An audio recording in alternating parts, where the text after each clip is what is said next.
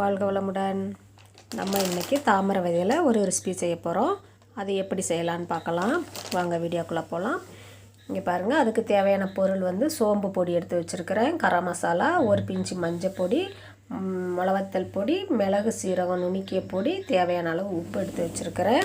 இங்கே பாருங்கள், இது வந்து 100 கிராம்.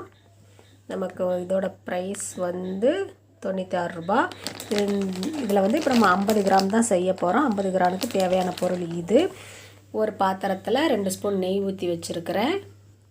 நம்ம வந்து பாதி அளவு பிரித்து எடுத்துட்டோம். ஒரு ரப்பர் பேண்ட் போட்டு சேஃப்டி பண்ணி வச்சுட்டோம். இப்போ வந்து அடுப்பை பற்ற வச்சுக்கலாம். இப்போ நெய் நல்லாவே சூடாகிட்டு நம்ம எடுத்து வச்ச பொடியெல்லாம் அதில் போட்டு சேர்த்துக்கலாம்.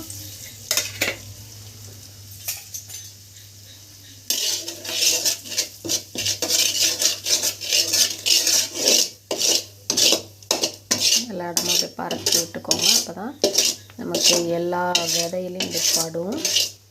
நெய் எவ்வளோ ஊற்றினாலும் இதில் வந்து பத்தாத மாதிரியே தான் இருக்கும். நமக்கு தேவையான அளவு இந்த நெய் போதும். இப்போ போட்டு நம்ம வறுத்துட்டே இருக்கணும். சிம்லேயே வச்சு நல்லா வறுத்து எடுத்தோம்னா மொறு மொறுன்னு வந்துடும். அப்புறம் சுகர் பேஷண்ட்லாம் சாப்பிடலாம். அடுத்து பார்த்திங்கன்னா இதில் ஃபைபர் ரொம்ப இருக்குது, இதில் சத்தும் இருக்குது. சாப்பிட்டு பாருங்கள் எப்படி டேஸ்ட்டு இருக்குது அப்படின்னு சொல்லிவிட்டு. இந்த ரெசிபி பிடிச்சிருந்தா சப்ஸ்கிரைப் பண்ணுங்கள், ஷேர் பண்ணுங்கள். அப்போ தான் நான் என்ன வீடியோ போட்டாலும் உங்களுக்கு நோட்டிஃபிகேஷனாக வந்து சேரும். ரொம்ப பேர் சப்ஸ்கிரைப் பண்ணாமல் தான் பார்த்துட்ருக்குறீங்க. இது வந்து இப்போது கலான்னு வர வரைக்கும் நம்ம வறுத்து எடுக்கணும். இப்போ நம்ம சிம்லேயே வச்சு வறுத்துட்டோம். எவ்வளோ தூளாக போகுது பார்த்தீங்களா? இந்த அளவு வறுத்து எடுத்துக்கோங்க. சின்ன பிள்ளைங்களாம் இது விரும்பி சாப்பிடுவாங்க. ஈவினிங் ஸ்நாக்ஸாக கூட நம்ம செஞ்சு தரலாம்.